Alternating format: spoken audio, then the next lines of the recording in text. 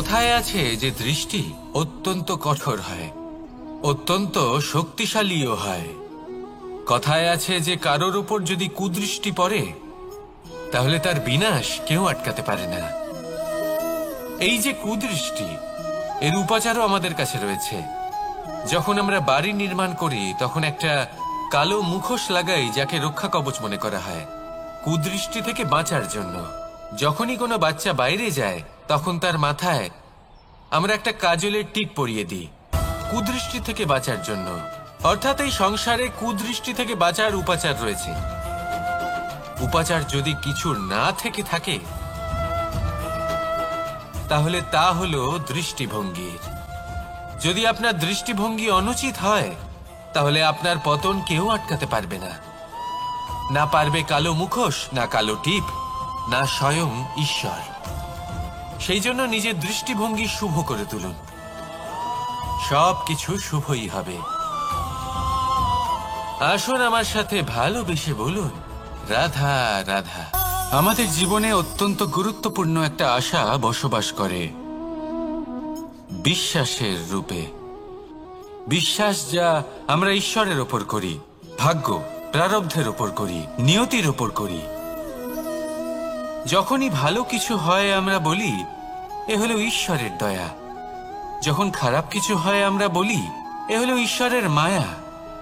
কখনো ঈশ্বর বা ভাগ্য বা প্রারব্ধ বা নিয়তি।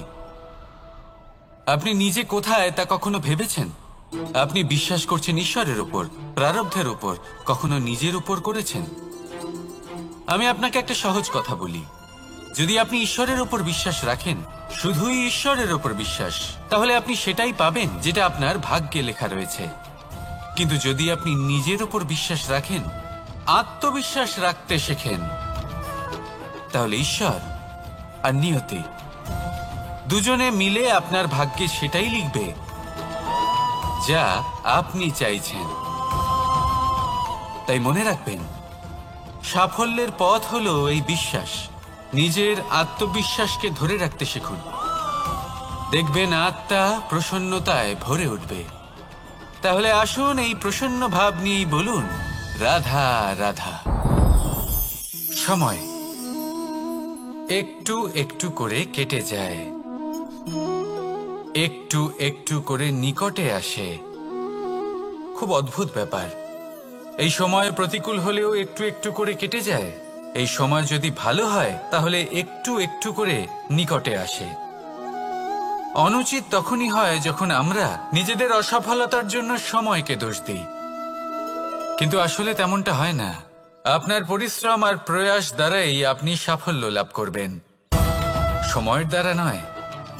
যদি এই সাফল্য একটা সুন্দর ভবন হয় তাহলে সময় হলো তার দেওয়ালের রং, যা সময়ের সাথে বদলাবে, সময়ের সাথে ফিকেও হয়ে যাবে। কিন্তু সাফল্যের এই ভবন আপনাকেই নির্মাণ করতে হবে, আপনার পরিশ্রমের ইট দ্বারা এবং প্রয়াসের চুনসুরকি দ্বারা। তাই পরিশ্রম আর প্রয়াস করতে থাকুন, সাফল্য আপনি অবশ্যই পাবেন। সময় যদি আজ ভালো না হয় তাহলে কাল অবশ্যই হবে। প্রয়াস করতে থাকুন আর আমার সাথে ভালোবেসে বলুন, রাধা রাধা। ভয়।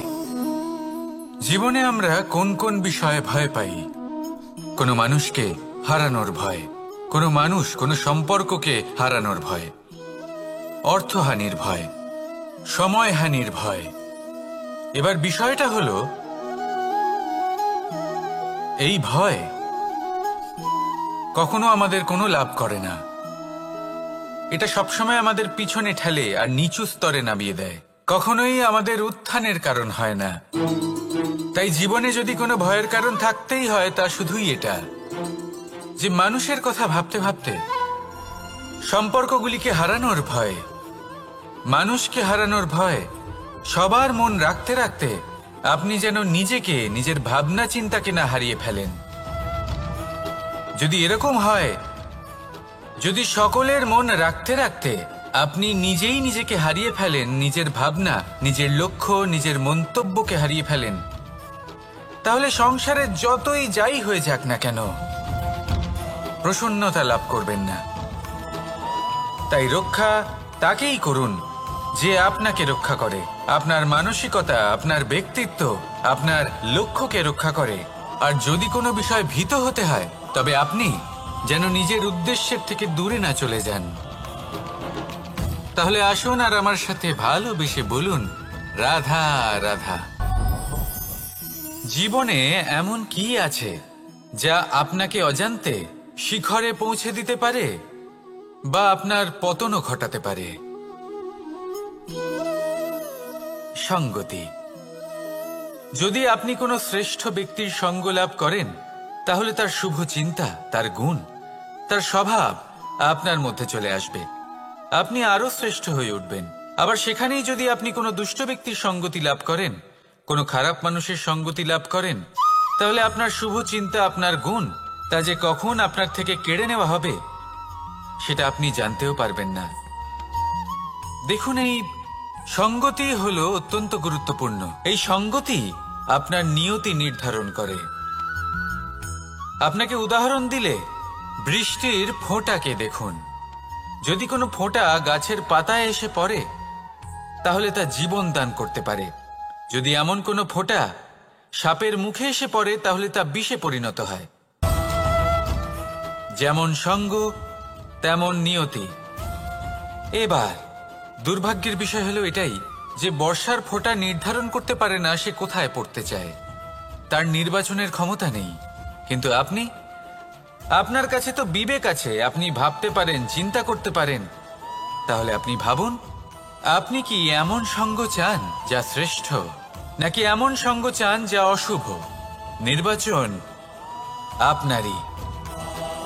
শ্রেষ্ঠ সঙ্গ বাছুন আর আমার সাথে ভালোবেসে বলুন, রাধা রাধা।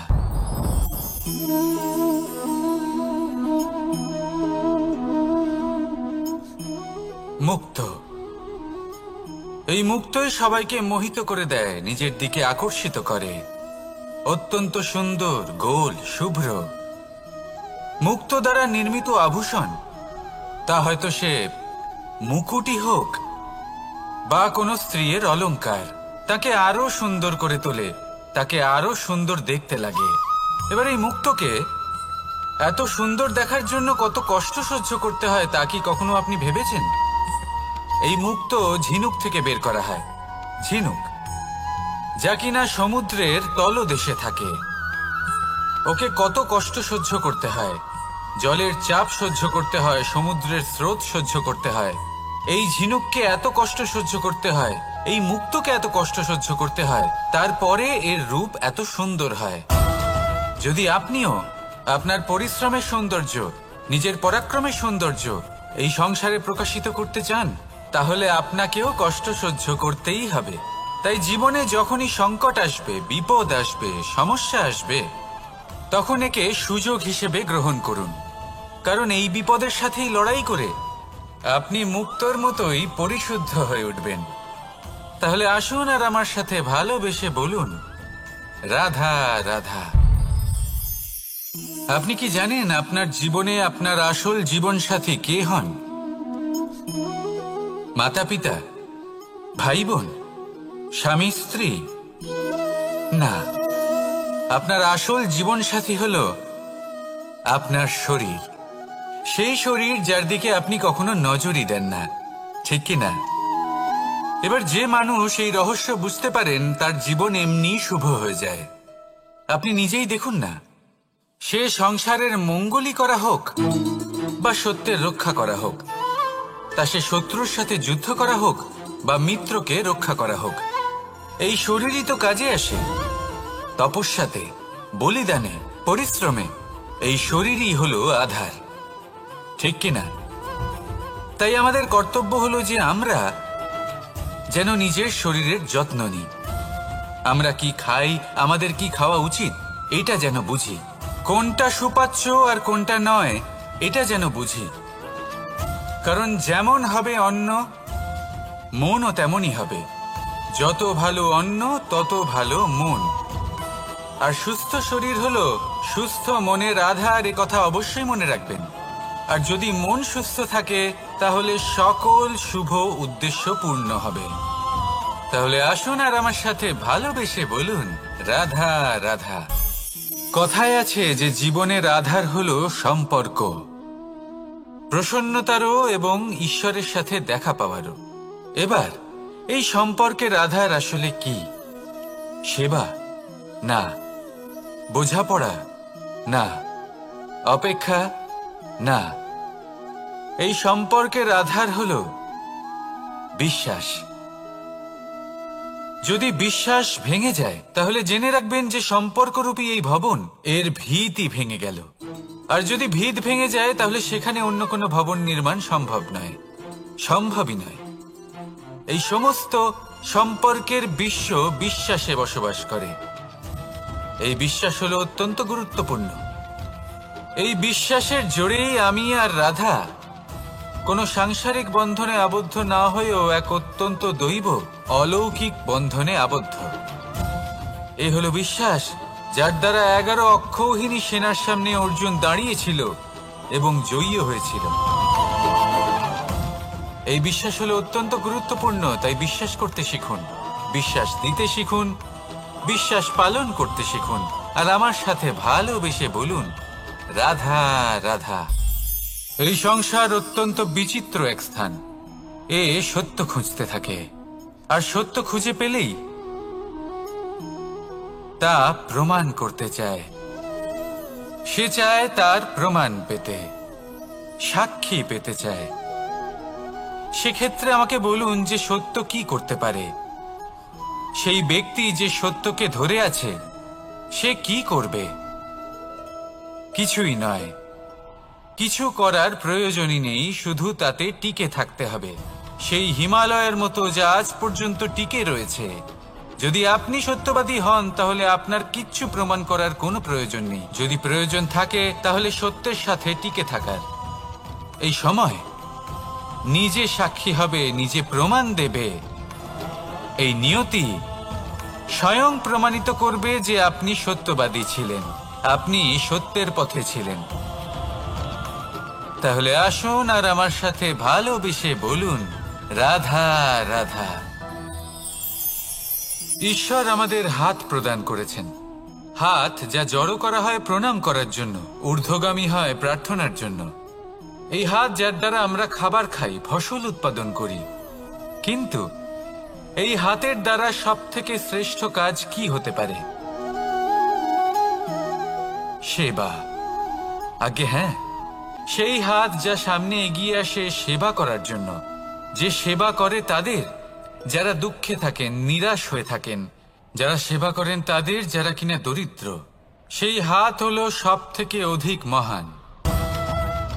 ঈশ্বরকে দীনবন্ধু বলা হয়ে থাকে, কারণ যারা দুঃখী হন, নিরাশ হন, দরিদ্র হন, ঈশ্বর তাদের সাহায্য করেন, তাদের সহায়ক হন, তাদের মধ্যে ঈশ্বর বাস করেন।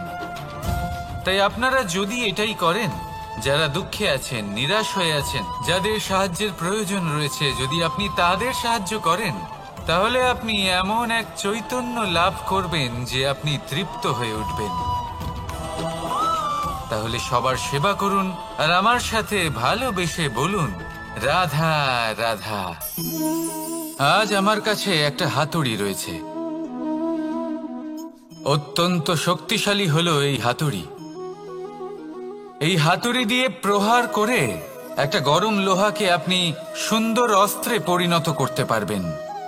এই হাতুড়ি দিয়েই প্রহার করতে করতে একটা অত্যন্ত বড় পর্বত ভেঙে আপনি ওখানে একটা নতুন পথ নির্মাণ করতে পারবেন। এই হাতুড়ির স্বল্প আঘাতেই আপনি প্রসাধনের জন্য সুন্দর সুন্দর আভূষণ বানাতে পারবেন। কিন্তু যদি কোনো সুন্দর বাড়ি দেখতে পান আর তার ভিতে আপনি যদি এই হাতুড়ি দিয়ে প্রহার করেন, তাহলে তার বিনাশ হয়ে যাবে। এমনই কিছু হয় প্রেমের ক্ষেত্রেও। তা এতটা শক্তিশালী হয় যা সৃজন করে, কিন্তু সর্বনাশও এ করতে পারে। সবকিছুই নির্ভর করছে আপনার উদ্দেশ্যের উপর। এই উদ্দেশ্যকে শুভ রাখুন আর ভালোবাসার উপর একটু নিয়ন্ত্রণ রাখতে শিখুন, যেন এমন না হয় যে আপনি সৃজন করতে গেলেন কিন্তু সর্বনাশ করে বসলেন। আসুন আর আমার সাথে ভালোবেসে বলুন, রাধা রাধা। এই প্রেম যতটাই সরল ঠিক ততটাই জটিল হয়। এই প্রেমের দুই রূপ হয়, সবলতা আর দুর্বলতা। নির্বাচন হলো আপনার। এবার যদি একটা উদাহরণ দিয়ে আপনাকে বোঝাই, তাহলে মাতা পিতাকে দেখুন। মাতা পিতা সন্তানকে কখনো কখনো এত স্নেহ দিয়ে ফেলেন যে তাকে বাইরে কোথাও যেতেই দেন না, আর তার ফলে সন্তান এতটাই দুর্বল হয়ে পড়ে যে এমনও হয় তারা সারা জীবন বাড়িতেই বসে থাকে। এবার যদি এই মাতা পিতাই এই ভালোবাসায় সাহস জুগিয়ে দেন, সেই সন্তানকে বলে দেন যে যাও, এই সংসারকে অনুভব করো, নিজের প্রারব্ধ নিজেই রচনা করো, এই সংসারে সব থেকে শ্রেষ্ঠ হয়ে দেখাও, সব থেকে উঁচুতে উঠে দেখাও, তাহলে সন্তান অবশ্যই এটা করে দেখাতে পারে। এবার আপনি নিজের প্রেমের দ্বারা আপনজনদের দুর্বল করবেন নাকি তাদের সবল করবেন, সিদ্ধান্ত আপনারই। আসুন আর আমার সাথে ভালোবেসে বলুন, রাধা রাধা। মানুষ বলেন প্রেমে অনেক শক্তি আছে, আর এটা সত্যিও বটে। প্রেমে এতটাই শক্তি থাকে যে শত্রুতার বড় বড় স্তম্ভকেও এত সহজে ফেলে দিতে পারে। কিন্তু আপনি দেখে থাকবেন, যারা অধিক শক্তিশালী হন তারা দুই ধার সম্পন্ন তরোয়ালের মতো হন। কারণ এই প্রেম যদি আচরণে থাকে, মনে থাকে, বিচার বুদ্ধিতে থাকে, তাহলে তা শুভ হয়। এই প্রেম সৃজন করে। কিন্তু প্রেম যদি ব্যবসার অঙ্গ হয়, যদি এই প্রেমের ব্যবহার নিজের স্বার্থ, নিজের অহংকারের জন্য করা হয়, তাহলে তা সংসারের বিনাশ ঘটাতে পারে। রাধা প্রেমের ব্যবহার করেছে শাম্বের কারণে, আর শাম্ব সেই প্রেমের ব্যবহার করেছে নিজের অহংকার, নিজের স্বার্থ সিদ্ধির জন্য।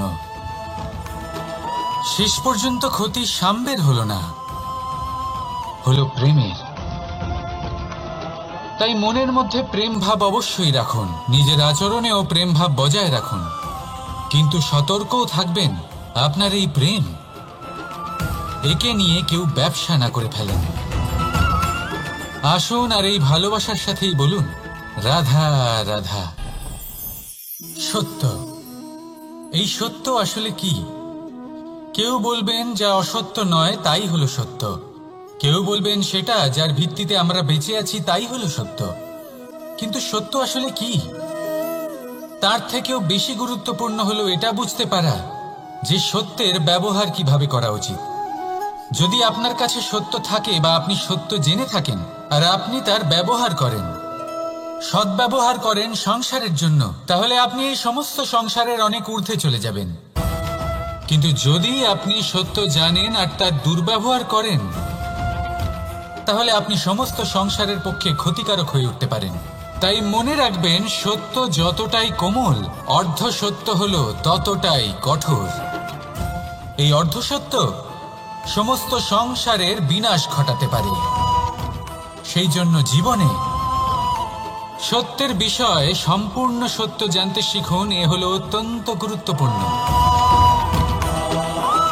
এই সত্য তার নিজস্ব দাবি হলো আপনি সাবধানে থাকুন।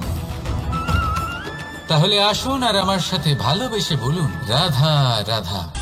পঞ্চমহাভূত, জীবন রচনায় এর অবদান অনস্বীকার্য। এই পঞ্চমহাভূত আসলে কি? জল, বায়ু, অগ্নি, মাটি আর আকাশ। এবার শুধুমাত্র জীবন রচনায় এর অবদান আছে তা নয়, শুধু শরীর রচনাতে এর যোগদান আছে তা নয়, বরং এরা হলো আমাদের জীবনের সব থেকে বড় শিক্ষক। এবার আপনারা সকলে চমকে যাবেন, হয়তো আপনারা এই দৃষ্টিভঙ্গি দিয়ে কখনো দেখেননি। আমি আজ আপনাদের বোঝাবো। এদের মধ্যে সব থেকে বড় তত্ত্ব জল। এ আমাদের কি শেখাচ্ছে? এই জল, এর নামই হলো জল, কিন্তু এ কখনোই আমাদের জ্বালায় না, আমাদের জ্বলনের কারণ হয় না। তাহলে কি করে? আমাদের তৃষ্ণা মেটায়, আমাদের শীতলতা প্রদান করে, জীবন দান করে। এর দ্বারা আমরা কি শিক্ষা লাভ করি? যে আপনার উৎপত্তি যেখান থেকেই হোক না কেন, আপনি যেখানেই জন্মগ্রহণ করুন না কেন, আপনার কর্ম সর্বদা শ্রেষ্ঠ হওয়া উচিত। আপনি জলকে যে কোনো পাত্রে রাখুন না কেন, সে সেই অনুসারেই নিজের আকার ধারণ করে নেয়। এর দ্বারা আমরা কি শিক্ষা পাই? এই শিক্ষাই পাই যে যে কোনো পরিস্থিতিতেই নিজেদের মানিয়ে নিতে হবে, নিজেকে সেরকম করে নিতে হবে।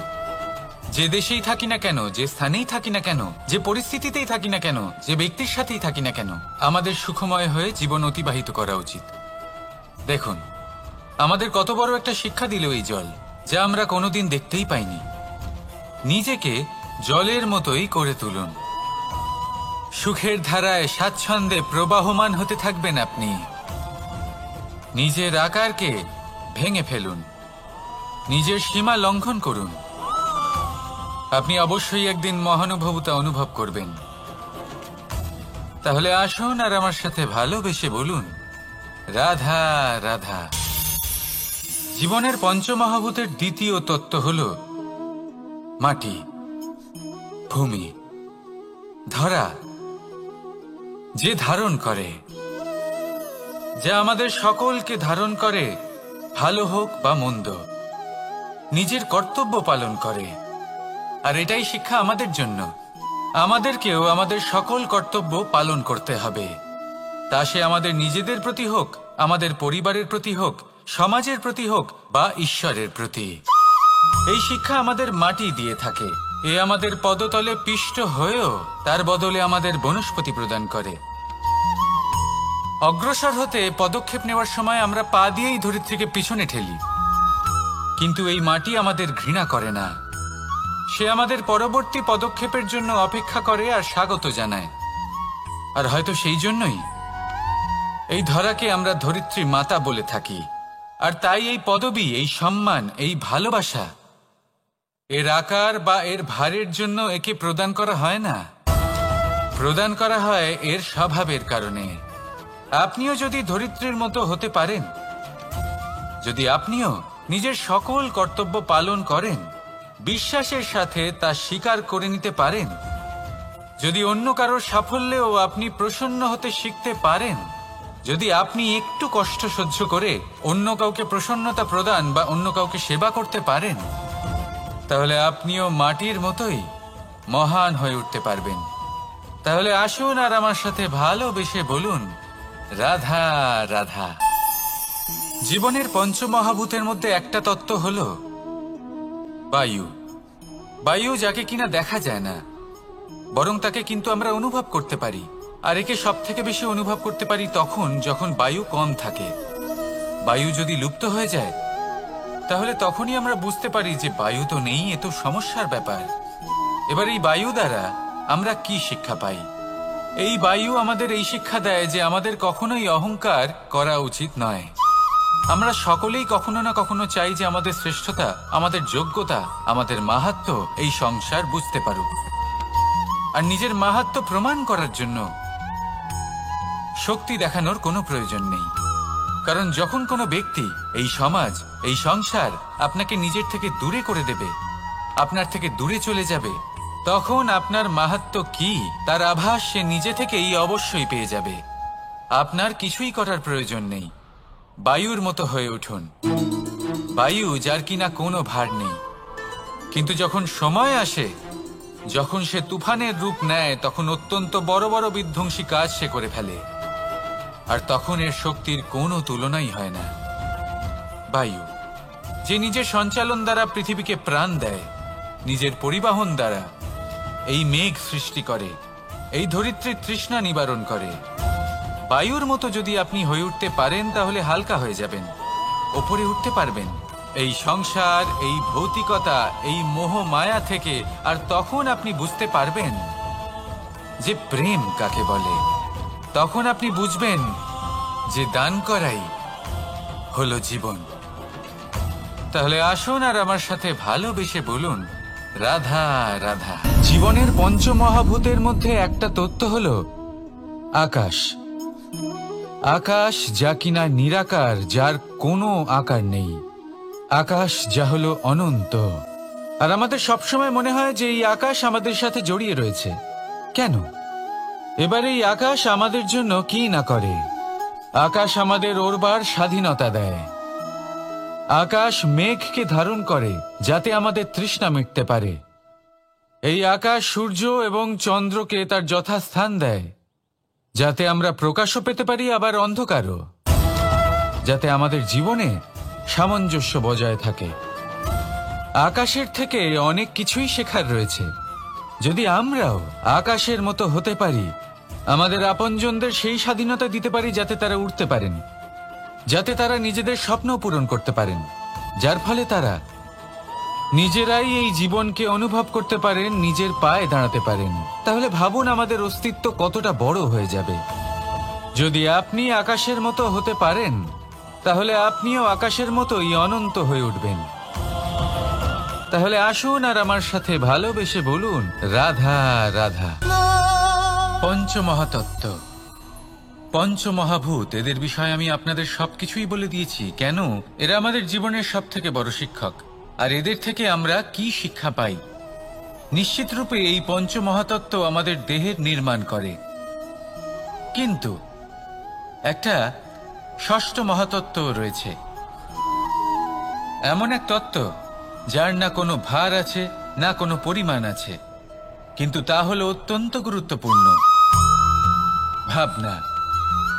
কেউ একে আত্মা বলে, কেউ একে বিবেক বলে, কেউ একে প্রাণ বলে, আর কেউ বলে চেতনা। এবার এই চেতনা যখন পঞ্চমহাতত্ত্বের সাথে জুড়ে যায়, এক হয়ে যায়, তখন মানুষের জীবনের নির্মাণ হয়। এবার আপনার দেহের নির্মাণ জন্ম থেকেই পঞ্চমহাতত্ত্ব করে দেয়, কিন্তু এই ভাবনা, এই চেতনা, একে আপনি নিজেই এগিয়ে নিয়ে যেতে পারেন। একে দিশা দেখাতে হবে, এর বিকাশ আপনাকেই করতে হবে। কিভাবে? তা আপনার ওপর নির্ভর করছে। আপনি এর সদ্ব্যবহারও করতে পারেন, দুর্ব্যবহারও করতে পারেন। এমন এক দিশা দিতে পারেন, এমন সদ্ব্যবহার করতে পারেন যে আপনি নিজেই কোনোদিন ভগবত গীতার জ্ঞান দিলেন। এমন দুর্ব্যবহার করতে পারেন, এমন দিশাও দিতে পারেন যে আপনি হয়তো শকুনের মতোই মহাভারত রচনা করলেন। এই চয়ন আপনারই। শুধু এই চেতনার শুদ্ধতার দিকে বিশেষ নজর রাখতে হবে। যদি এই চেতনা শুদ্ধ হয়, তাহলে প্রেম থাকবে, আর যদি এই চেতনা অশুদ্ধ হয়, তাহলে বিদ্বেষ হবে। আর আমার মতে সুখ এবং শান্তি প্রেমের দ্বারাই লাভ হবে, বিদ্বেষ দ্বারা নয়। তাহলে আসুন আর আমার সাথে ভালোবেসে বলুন, রাধা রাধা। জীবনের পঞ্চমহাতত্ত্বের মধ্যে পঞ্চম তত্ত্ব অগ্নি। অগ্নি যা জ্বালাতে সাহায্য করে, কিন্তু তা উত্তাপও প্রদান করে। নিশ্চিত রূপে অগ্নি আমাদের জ্বালিয়ে দিতে পারে, কিন্তু আপনি কি কখনো এটা ভেবে দেখেছেন যে আগুন, তাকে নিজেকে কতটা জ্বলতে হয়, তাকে নিজেকে কতটা তাপ সহ্য করতে হয়? ও নিজে জ্বলে আমাদের উত্তাপ প্রদান করার জন্য, ও নিজে জ্বলে আমাদের ঊর্জা দেবার জন্য, আমাদের আলো দেবার জন্য, অন্ধকারে পথ দেখানোর জন্য, শত্রুর সাথে মোকাবিলা করার জন্য আমাদের সাহায্য করে, নিজে জ্বলে। যখন আমরা কোনো দেবতার জন্য যজ্ঞ করি, তখন দেবতার ভোজন গ্রহণ করার নিমিত্ত হয় এই অগ্নি। কত কিছু ওকে সহ্য করতে হয় আমাদের এত কিছু দেবার জন্য। আপনিও আগুনের মতো হয়ে উঠুন, নিজে কষ্ট সহ্য করুন অন্যকে সাহায্য করার জন্য, তাদের জীবন উদ্ধার করার জন্য, নিজের প্রিয়জনের জন্য, নিজের পরিবারের জন্য, নিজের মাতা পিতার জন্য, এই সমাজের জন্য। নিজে কষ্ট সহ্য করুন, প্রকাশের কেন্দ্রবিন্দু হয়ে উঠুন, আর সকলকে পথ প্রদর্শন করুন, সবাইকে পথ দেখান। যেদিন আপনি আগুনের মতো হয়ে উঠবেন, সেই দিন ঠিক যেমন অগ্নিকে পুজো করা হয়, আপনিও সেইভাবে পূজনীয় হয়ে উঠবেন। যেমন সকল শুভকর্মে, সকল যজ্ঞে, সকল পুজোতে অগ্নিকে স্মরণ করা হয়, সেইভাবেই সকল শুভকর্মে আপনাকেও স্মরণ করা হবে। আর যেদিন আপনি এরকম হয়ে উঠবেন, সেই দিন জীবনের বাস্তব মর্ম কি আপনি তা বুঝতে পারবেন। তাহলে আসুন আর আমার সাথে ভালোবেসে বলুন, রাধা রাধা। ফলটা দেখছেন আপনি? এটা সেই ফল যেটা গাছের সবচেয়ে উঁচু ডালে পাওয়া যায়, কিন্তু যখন এটা খসে পড়ে, তখন এটা আকাশের দিকে যায় না যা ওপরে আছে, সে যায় সেই ভূমির দিকে যে নিচ থেকে তার দিকে তাকিয়ে থাকে। কেন? কারণ এই ফলের নিজের উচ্চতার ধারণা মাটির থেকে নিজের দূরত্ব দেখে হয়। এই ব্যাপারটাই আমাদের মানুষের জন্যও খাটে। যদি আপনি সম্পন্ন হন, তাহলে তাদের সাহায্য অবশ্যই করবেন যাদের সামর্থ্য আপনার থেকে কম, যাদের সাহায্যের অত্যন্ত প্রয়োজন। আপনার সামর্থ্য বেশি কারণ তাদের আপনার থেকে সামর্থ্য কম। দেখুন, জীবনে আনন্দ শুধু বড় হওয়ায় নয়, বরং তাদের সাহায্য করেও আছে যারা কোনো কারণবশত আপনার থেকে নিচে রয়ে গেছেন। আর যখন একটা ফল এই কথাটা বুঝতে পারে, তখন আপনি নয় কেন? রাধা রাধা। সময় বড়ই বিচিত্র অনুভব দেয়। যখন অপেক্ষা করছেন তখন অনেক লম্বা হয়ে যায়। প্রতিটা মুহূর্ত একটা গোটা দিনের মতো মনে হয়। ঠিক সেইভাবেই যদি কোথাও যেতে দেরি হয়, তখন সময় দৌড়তে থাকে। প্রসন্নতায় বয়ে যায় আর নিরাশায় থমকে যায়। আপনদের সাথে থাকলে সময়ের খেয়ালই থাকে না। শত্রুদের সাথে থাকলে সেই সময়ই খারাপ হয়ে যায়। কিন্তু এটাই কি সত্যি বাস্তব? না, সময় তো সময়ই হয়, নিজের গতিতেই চলে সে। শুধু সেই গতির আভাস আমাদের মানসিক অবস্থা অনুযায়ী বদলে যেতে থাকে। তাই এই সমস্যা সময়ের নয়, আমাদের মানসিকতা। তাই নিজেকে খুশি রাখুন, অন্যদেরও খুশি রাখুন। আগের সমস্ত ঘটনা ভুলে যান আর একটা উজ্জ্বল ভবিষ্যতের দিকে অগ্রসর হন। সময় সবসময় ভালোই লাগবে। প্রেম করুন সবার সাথে, সময় সবসময় সুখেই কাটবে। রাধা রাধা। অগ্নি জীবনে খুব মহত্বপূর্ণ হয়। এই অগ্নি, এই অগ্নি উজ্জ্বলতা হয়ে আমাদের জীবিত রাখে।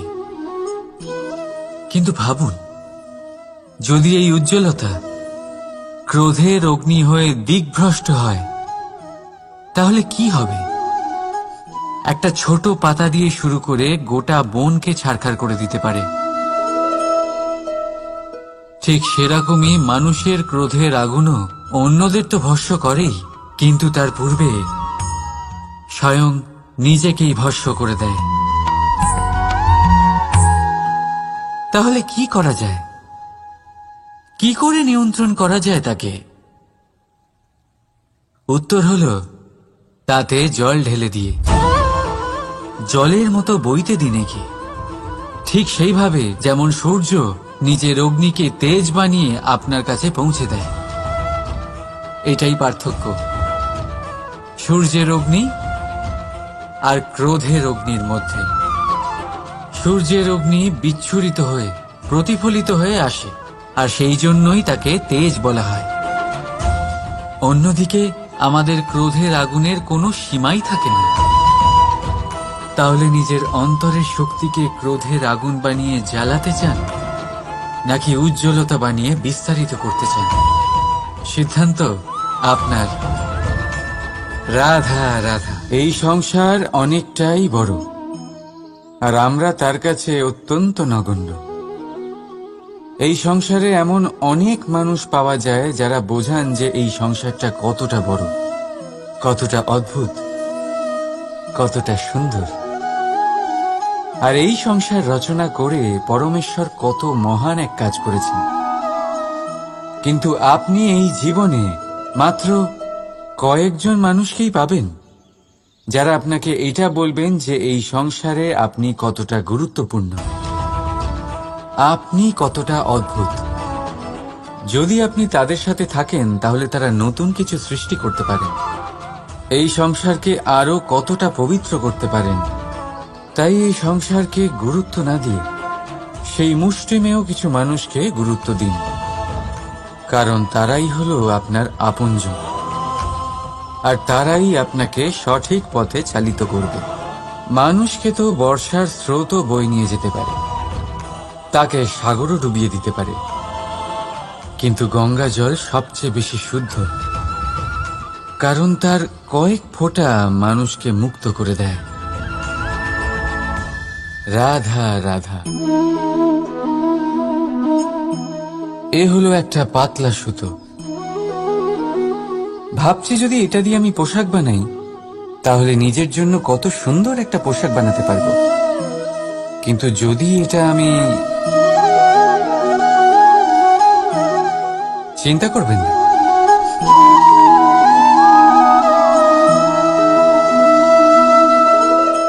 দেখুন এই সুতো জোড়া লেগে গেল। শুধু পার্থক্য হচ্ছে এটাই যে আগের মতো এটা আর সরল নেই, আর এটার দৈর্ঘ্য আগের থেকে কিছুটা কমে গেছে। এই সংসারে প্রেমের সাথেও ঠিক এটাই হতে পারে। প্রেমের এই সুতো যা দুই মানুষকে একসাথে বেঁধে রাখে, অহংকার আর স্বার্থের আঘাত সে সহ্য করতে পারে না, ছিঁড়ে যায়। চেষ্টা করলে আবার এই সম্পর্ক হয়তো জোড়া লাগতে পারে, কিন্তু তা আগের মতো কখনোই থাকে না, কারণ মনে গিঁট পড়ে যায়। সেই জন্য প্রেমকে স্নেহের সাথে সামলে রাখুন, অহংকার আর স্বার্থের থেকে দূরে থাকুন। রাধা রাধা। আগুন কি করে? জ্বালায়। সেটা কাঠই হোক, কয়লা হোক, বস্ত্র হোক, যাই আপনি আগুনে দেবেন তা ভস্ম হয়ে যাবে। কিন্তু সোনা, যদি আপনি সোনা আগুনে ফেলেন তাহলে তা কুন্দন হয়ে নিজের অস্তিত্ব তৈরি করে। যদি আপনি লোহা গরম করেন তাহলে তা ইস্পাত হয়ে যায়। কেন? কেন হয় এরকম? কারণ তাদের অন্তরের আগুন জ্বালানোর আগুনের থেকে অনেক বেশি তীব্র হয়। এই আগুন হলো পবিত্রতার, এই আগুন হলো নিশ্চয়তার। যদি আপনার লক্ষ্য স্থির থাকে, আপনার ইচ্ছে দৃঢ় হয়, তাহলে কুন্দন হয়ে বেরোবেন, ইস্পাত হয়ে বাঁচবেন, অন্তর থেকে শক্তি পাবেন, আর কেউ আপনার সাথে কোনো অনিষ্ট করতে পারবে না। রাধা রাধা। মানুষের জীবন কি? আপনি বলতে পারেন জন্ম আর মৃত্যুর মধ্যেকার সময়। আর মৃত্যু কখন হয়? যখন মানুষ শ্বাস নেওয়া বন্ধ করে দেয়, হাত পা নাড়ানো বন্ধ করে দেয়, ভাবা ছেড়ে দেয়। এমনটা নয়, মানুষের অন্তর, তার মৃত্যু তখনই হয় যখন তার অন্তরের করুণা শেষ হয়ে যায়। করুণা সেই ভাব যা মানুষকে মানুষ করে তোলে, যা এক মানুষকে আরেক মানুষের কষ্টে তার প্রয়োজনীয়তা অনুভব করে, আর সেটাই তাকে শক্তি দেয় অন্য কাউকে সহায়তা করার জন্য, তাকে পাত্র করে এই সৃষ্টির নিয়ন্তা হবার জন্য। দেখুন, এই সংসারে মৃত্যু কেবলমাত্র একবারই হয়, তাই তার আগে কেন মরব? এই করুণাকে কেন মারব? নিজের মনুষ্যত্ব বজায় রাখুন, মৃত্যুর পরেও আপনি জীবিত থাকবেন। রাধা রাধা। এটা হলো সূচ, আর এটা হলো তলোয়ার। এবারে আপনারা বলুন, আপনাদের দৃষ্টিকোণ থেকে এই দুই বস্তুর মধ্যে কোনটা বেশি শক্তিশালী আর গুরুত্বপূর্ণ হতে পারে? আপনি বলবেন তলোয়ারই সবচেয়ে শক্তিশালী বা গুরুত্বপূর্ণ। আচ্ছা, মানলাম যে তলোয়ার বেশি ভারী হয়। তলোয়ার আপনাকে যুদ্ধে বিজয়ী করে, যুদ্ধে শত্রুর বিনাশ করে, কিন্তু তলোয়ার দিয়ে আপনি কখনো আপনার বস্ত্র সেলাই করতে পারবেন না। যদি আপনার পায়ে কাঁটা ফুটে যায়, তা আপনি তলোয়ার দিয়ে বের করতে পারবেন না। আপনাকে সূচের ব্যবহার করতেই হবে। এবারে বলুন, তলোয়ার পেয়ে যাওয়ার পরে এইভাবে সূচকে হারিয়ে ফেলা কি ঠিক হবে?